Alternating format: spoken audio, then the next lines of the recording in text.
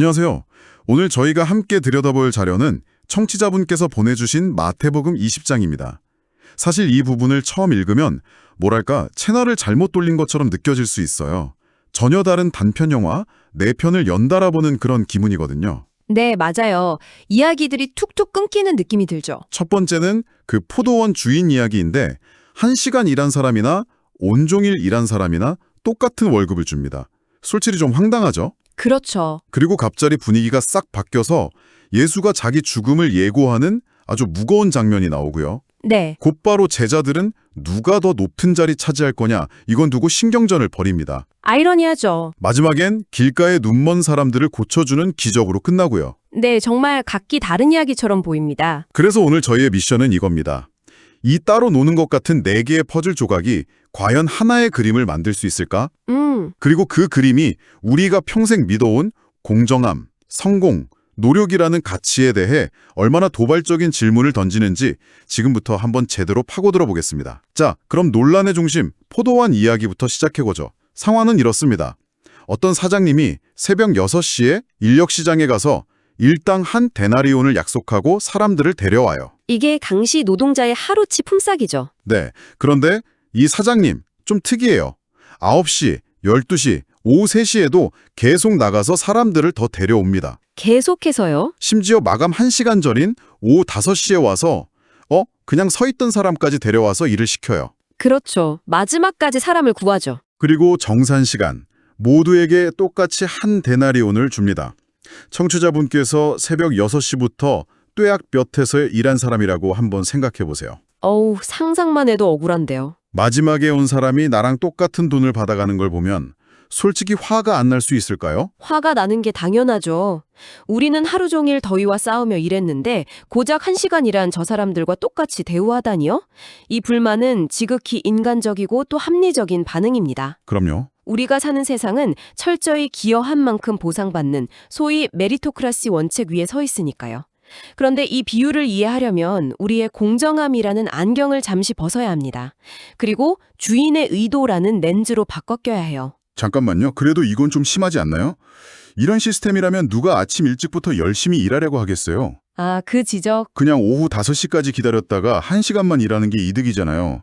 이건 뭐 게으름을 조장하는 것처럼 들리는데요. 아주 날카로운 지적입니다. 그게 바로 세상의 논리죠. 하지만 주인은 그 논리를 따르지 않아요. 그의 대답을 자세히 들어볼 필요가 있습니다. 그는 아침에 온 일꾼에게 친구여, 내가 당신에게 잘못한 게 없네. 우린 분명 한 데나리온으로 계약하지 않았나? 계약은 했죠. 핵심은 주인은 계약을 어기지 않았다는 겁니다. 약속은 정확히 지켰어요. 아, 그러니까 약속한 것보다 덜 준 건 아니라는 거군요. 그렇죠. 그냥 다른 사람에게 더 많이 줬을 뿐이다. 하지만 그게 사람을 더 화나게 하는 포인트 아닌가요? 내가 손해본 건 없지만 남이 부당한 이득을 보는 것 같을 때 느끼는 그 박탈감 말이에요. 바로 그 감정의 실체를 이 비유가 파고드는 겁니다. 주인의 마지막 질문이 결정타죠. 내 것을 가지고 내 마음대로 나눠주는 것이 잘못인가? 내가 선하기 때문에 당신 눈에 거슬리는가? 와... 이 질문은 우리의 분노가 정의감에서 온 것인지 아니면 타인에게 베풀어진 관대함을 견디지 못하는 시기심에서 온 것인지 되돌아보게 만듭니다. 사실 아침에 온 일꾼은 아무것도 잃지 않았어요. 그가 잃은 건 오직 나만이 이만큼 받을 자격이 있다는 상대적 우월감뿐이죠. 듣고 보니 정말 전곡을 찌르네요. 내가 정당한 대가를 받는 것만큼이나 자격 없어 보이는 누군가가 나와 같은 대우를 받는 걸 불편해하는 마음. 이게 우리 안에도 분명히 존재하니까요. 그렇죠. 그리고 이 모든 논쟁을 마무리 짓는 한 문장이 나옵니다. 이처럼 나중된 자가 먼저 되고 먼저 된 자가 나중될 것이다. 이 문장이 앞으로 나올 모든 이야기에 암호를 푸는 마스터키예요. 마스터키요? 네, 이건 단순히 순서가 바뀐다는 뜻이 아니에요. 세상을 평가하는 기준 자체가 완전히 뒤집히는 새로운 질서, 새로운 운영체제가 설치될 거라는 선언인 셈입니다. 먼저 된 자가 나중된다. 정말 파격적인 선언이네요.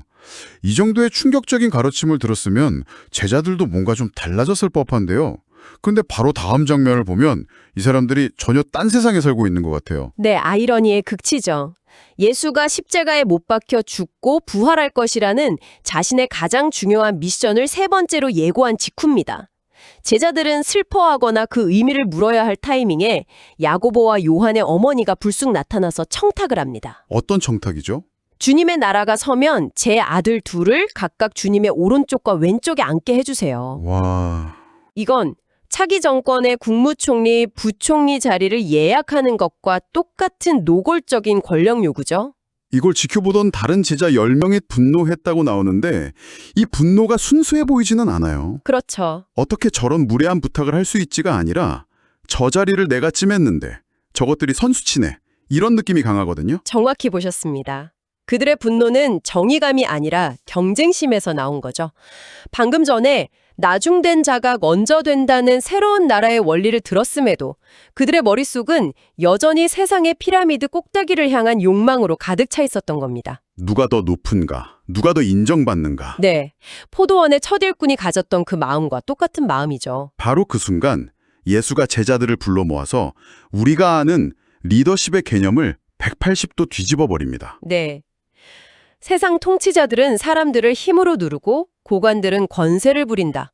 그러나 너희는 그렇게서는 안 된다. 너희 중에 누구든지 위대해지고 싶은 사람은 남을 섬기는 사람이 되어야 하고 으뜸이 되고 싶은 사람은 모두의 종이 되어야 한다. 이게 단순히 겸손하게 사세요 같은 도덕적인 조언이 아니라는 게 중요합니다.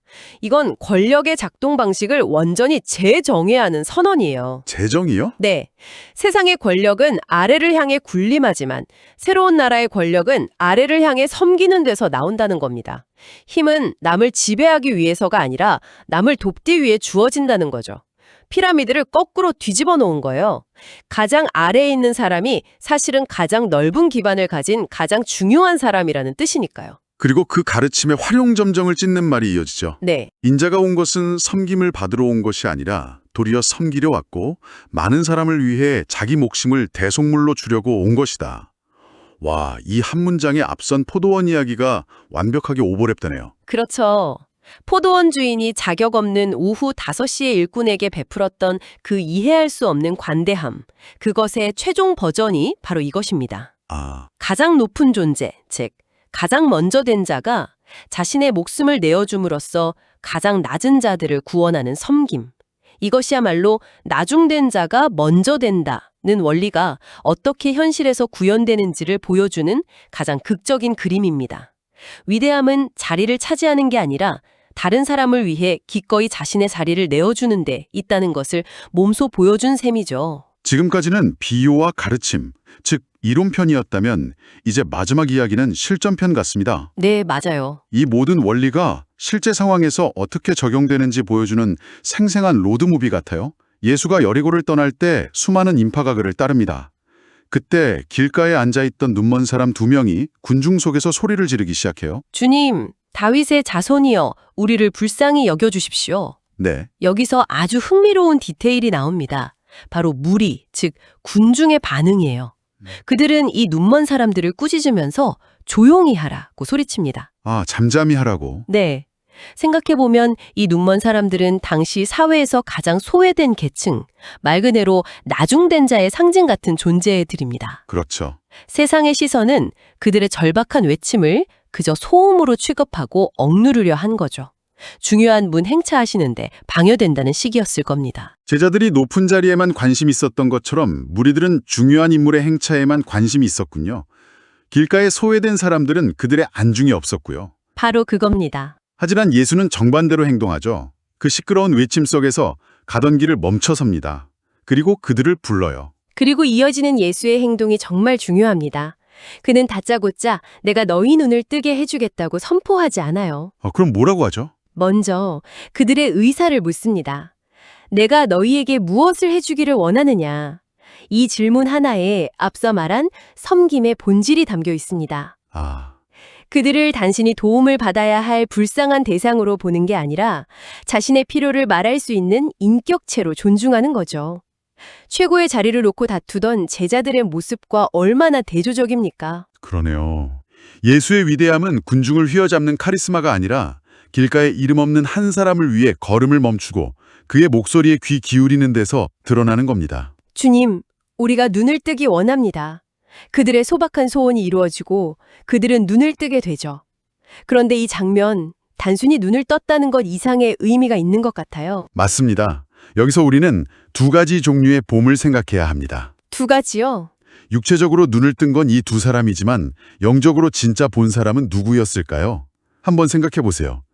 제자들은 예수가 누구인지, 그의 나라가 어떤 곳인지 아직도 제대로 보지 못하고 권력 다툼이나 하고 있었죠. 네, 그랬죠. 무리들은 그저 신기한 구경거리를 쫓아다녔을 뿐이고요. 하지만 사회의 가장 낮은 곳에 있던 이 눈먼 사람들은 처음부터 예수를 다윗의 자손, 즉 약속된 구원자로 정확하게 알아보고 외쳤습니다. 결국 육체적으로는 보지 못했던 이들이 영적으로는 가장 먼저, 가장 정확하게 본 셈입니다. 와, 소름 돋네요. 나중된 자가 먼저 된다는 선언이 여기서 이렇게 완벽하게 실현되는군요. 가장 낮은 자들이 가장 먼저 진실을 알아보는 역설. 바로 그겁니다.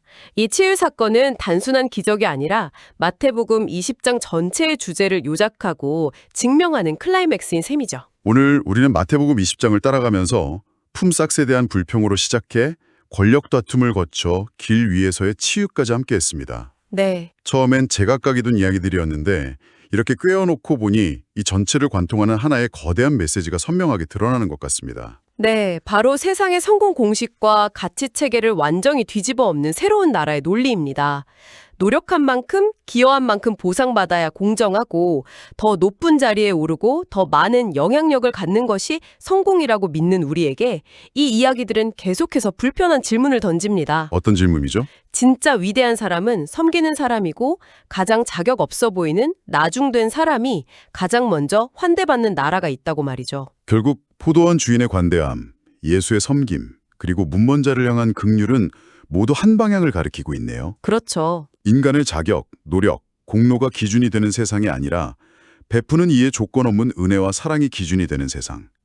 새벽 6시에 온 일꾼의 시선으로 보면 불공정하고 비효율적인 세상이지만 오후 5시에 빈손으로 어쩔 줄 몰라 하던 일꾼으로 보면 너무나 감격스럽고 고마운 세상인 거죠. 네, 그리고 우리가 과연 어떤 시선으로 세상을 바라보고 있는지 그 시선의 전환을 촉구하는 것이 이 이야기의 최종 목적일 겁니다. 큰 공동체에서 성실하게 헌신해왔다고 상상해보세요.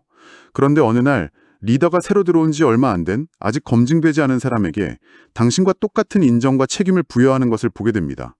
그때 당신의 마음속에서 가장 먼저 드는 생각이 와, 저 사람에게도 기회가 주어지다니 정말 기쁘다 입니까? 아니면 내가 지금까지 쌓아온 것은 뭐가 되는 거지? 라는 억울함입니까? 그 솔직한 첫 반응이 우리가 무의식 중에 의지하고 있는 세상의 질서가 무엇인지, 그리고 우리가 진정으로 안전하다고 느끼는 곳이 어디인지 보여주는 건 아닐까요? 한 번쯤 깊이 생각해 볼 만한 질문인 것 같습니다.